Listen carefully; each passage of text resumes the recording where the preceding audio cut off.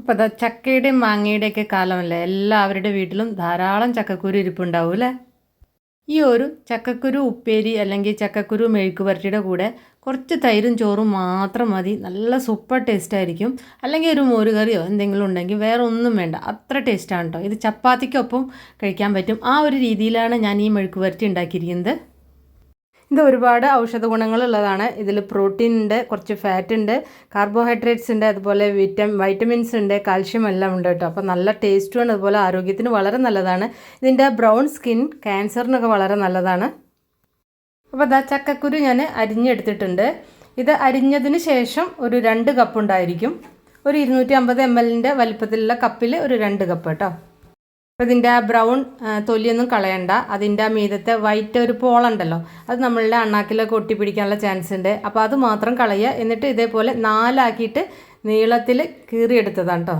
4 ആയിട്ട് അരിഞ്ഞെടുക്കുക. ഇനിയിപ്പോൾ ഞാനിത് കുക്കറിൽ ഇട്ടിട്ടുണ്ട്. അങ്ങനെ ആകുമ്പോൾ നമുക്ക് പെട്ടെന്ന് ഉണ്ടാക്കിയെടുക്കാൻ പറ്റും. ഇത് ചെരുവത്തിലും വേവിച്ചെടുക്കാം ഇതേപോലെ തന്നെ കേട്ടോ. ഇതിലേക്ക് ആവശ്യത്തിന് ഉപ്പ് ചേർത്തിട്ടുണ്ട്. 1/2 ടീസ്പൂൺ മഞ്ഞൾപ്പൊടി, 1/2 ടീസ്പൂൺ മുളക് പൊടി, 1/2 കപ്പ് വെള്ളം കേട്ടോ. എല്ലാം കൂടി നന്നായിട്ടൊന്ന് മിക്സ് ചെയ്യുക. എന്നിട്ട് അടച്ചു വെച്ചിട്ട് വേവിക്കുക. ഇത് മീഡിയം ഫ്ലെയിമിൽ ഒരു വിസിൽ വന്നാൽ മതിയാവും കേട്ടോ. ആ സമയം കൊണ്ട് ഇതിലേക്കുള്ള മസാല റെഡിയാക്കണം. ഉള്ളിയൊക്കെ ഒന്ന് ചതച്ചെടുക്കണം. ഒരു വലിയ പിടി ചുവന്നുള്ളി അല്ലെങ്കിൽ ചെറിയ ഉള്ളി, 3-4 ഉണക്കമുളക് എരിവിനനുസരിച്ച് കേട്ടോ. ഒരു 6 വെളുത്തുള്ളി എടുത്തിട്ടുണ്ട്.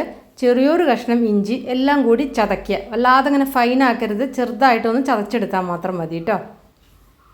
ഇപ്പോൾ ഇതാ പ്രഷറൊക്കെ പോയിട്ടുണ്ട്. ഒരു വിസിൽ വന്നപ്പോൾ ഇത് കറക്റ്റായിരുന്നു. ഇനി ചക്കക്കുരു വേവാൻ താമസം ഉണ്ടെങ്കിൽ ഒരു 2 വിസിൽ വരെ ആകാം കേട്ടോ. പക്ഷേ ഈ ചക്കക്കുരുവൊക്കെ സോഫ്റ്റ് ആവാനേ പാടുള്ളൂ. വെന്ത് ഉടഞ്ഞു പോയാൽ ഇത് പിന്നെ ഉണ്ടാക്കി കഴിഞ്ഞാൽ ഒരു ടേസ്റ്റ് ഉണ്ടായിരിക്കില്ല കേട്ടോ. അപ്പോൾ അത് ആ ഷേപ്പിൽ തന്നെ കിടക്കുമ്പോഴാണ് അത് നല്ലൊരു ടേസ്റ്റിൽ നമുക്ക് കിട്ടുക. അങ്ങനെ ആകുമ്പോൾ ചായക്കും ഒപ്പമൊക്കെ കഴിക്കാൻ നല്ല ടേസ്റ്റാണിത്.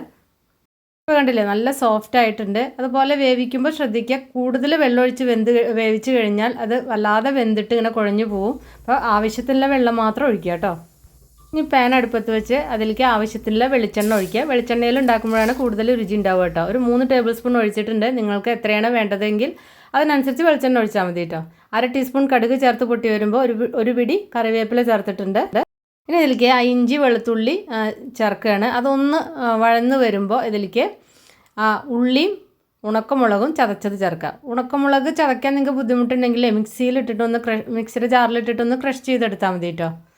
അങ്ങനെ ആകുമ്പോൾ നല്ല ടേസ്റ്റാണ്. ഇനി നന്നായിട്ടൊന്ന് വഴറ്റണം. ചക്കക്കുരുവിൽ ഉപ്പിട്ട കാരണം ഇതിൽ ഉപ്പിടുമ്പോൾ ശ്രദ്ധിക്കണം. മസാലയിൽ കുറച്ച് ഉപ്പിട്ടിട്ട് ഒന്ന് നന്നായിട്ട് വഴറ്റിയെടുക്കുക കേട്ടോ. ഞാൻ വേവിച്ച ചക്കക്കുരു കൂടി ഇതിലേക്ക് ചേർത്തിട്ട്, ഇതിൽ വെള്ളം ഉണ്ടെങ്കിൽ ഒന്ന് ഫ്ലെയിം കൂട്ടി വയ്ക്കുക. എന്നിട്ട് ആ വെള്ളം ഒന്ന് വറ്റണം.